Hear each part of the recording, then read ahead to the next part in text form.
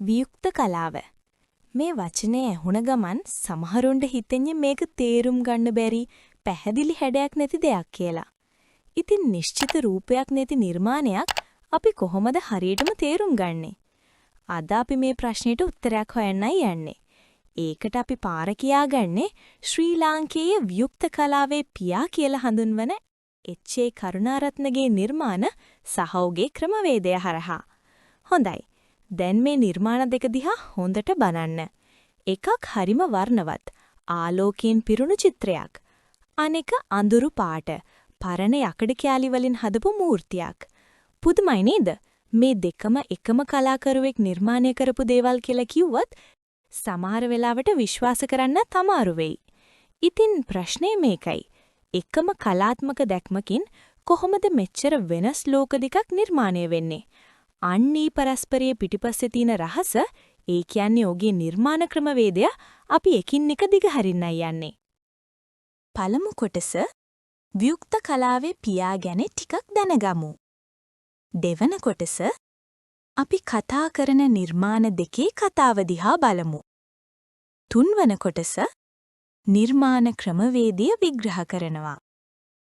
හතරවන කොටස ඒ පිටිපස්සේ තියෙන රසවිද්‍යාත්මක ක්‍රියාවලිය හෙළිදරව් කරනවා. පස්වන කොටස ඔහුගේ නොමියෙන උරුමය ගැන කතා කරනවා. හොඳයි, එහෙනම් අපි පටන් ගමු පළවෙනි කොටසෙන්. වියුක්ත කලාවේ පියා. ඒ කියන්නේ මේ ගමනේ අපේ මඟ පෙන්වන්නා. මේ ඉන්නේ අපේ කතා නායකයා, මහාචාර්ය එච්.ඒ. කරුණාරත්න. ශ්‍රී ලංකාවේ වියුක්ත කලාවට පාර පෙන්නපු පුරෝගාමියෙක්. 1952 වසරේදී කොළඹ රජයේ ලලිත කලායතනයෙන් තමයි මූලික අධ්‍යාපනය ලබන්නේ. ඊට පස්සේ 1965 දී නිව්යෝක් වල ප්‍රැට් ඉන්ස්ටිටියුට් වගේ ජාත්‍යන්තර ආයතන වලින් තමන්ගේ දැනුම තවත් පුළුල් කරගන්නවා. කරුණාරත්නගේ කලාව තේරුම් ගන්න නම් ඔහුගේ දර්ශනය තේරුම් ගන්නම ඕනේ. ඒක හැදෙන්නේ ලෝක දෙකක හරිම අපූර්ව එකතුවකින්. එක පැත්තකින් ජපාන් සෙන් දර්ශනය, භාවනාව, නිහඬ බව, අනිත් පැත්තින් ඇමරිකානු වියුක්ත ප්‍රකාශනවාදය. හරිම වේගවත් නිදහස් නිර්මාණකරණයක්. ඉතින් මේ දෙක එකට එකතු වෙලා තමයි ඔහුගේම අනන්‍යතාවය, ඒ කියන්නේ භාවනාත්මක වියුක්ත කලාව බිහි වෙන්නේ.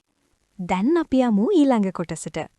දශක දෙකක් නියෝජනය කරන නිර්මාණ දෙකක කතාව දිහා බලන්න.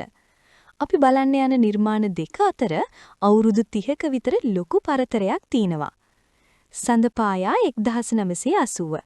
කැන්වස් එක මත තෙල් සායම් වලින් ඇඳපු ද්විමාන චිත්‍රයක්. නම් නොකල 2011. පරණ යකඩ වලින් කළ ත්‍රිමාන මූර්තියක්.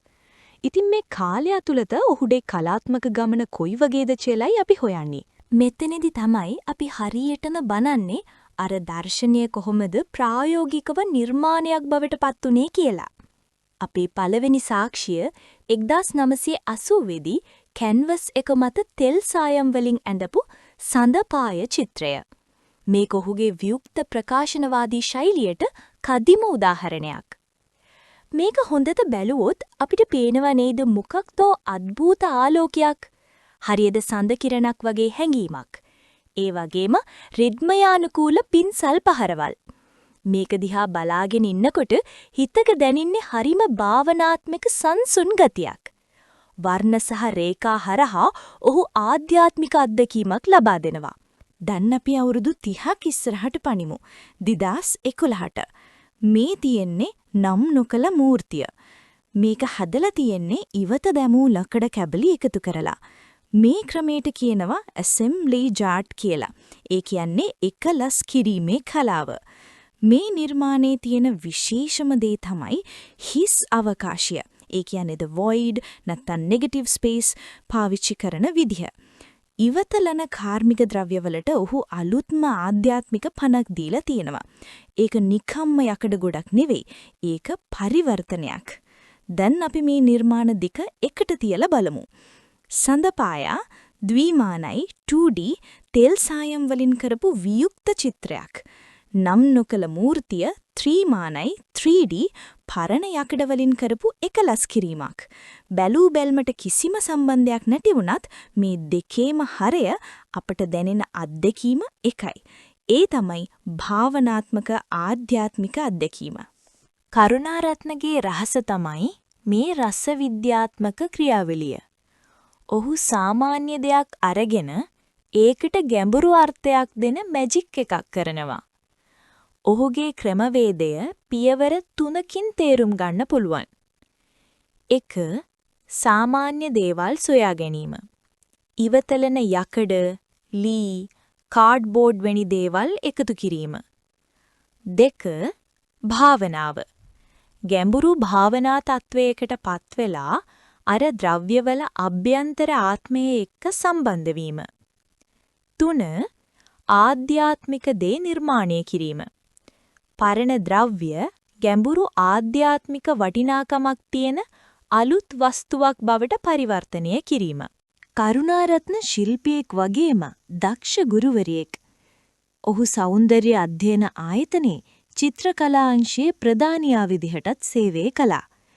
ශ්‍රී ලංකාවේ රූපමය නොවන කලාව non-figurative art වෙනුවෙන් ඔහු පෙනී සිටියා. ඔහු ශිෂ්‍යයන්ට ඉගැන්නුවේ කලාව කියන්නේ පශ්චාත් භාවනා ක්‍රියාවලියක් කියලයි. නිර්මාණයක් කියන්නේ නිකම්ම වස්තුවක් නෙවෙයි, ඒක පිටිපස්සේ තියෙන ක්‍රියාවලියක ප්‍රතිඵලයක්. හිස් අවකාශයකට බොහෝ දේ පැවසිය හැකිය. H.A. කරුණාරත්න. වියුක්ත කලාව ගැන ඔබ අද ඉගෙනගත්තු දේ ඔබේ නිර්මාණශීලීත්වයට කොහොමද බලපෑවේ? H.A. කරුණාරත්නගේ නිර්මාණවලින් ඔබේ හිතට වැඩියෙන්ම දැනුනේ මොන නිර්මාණයද?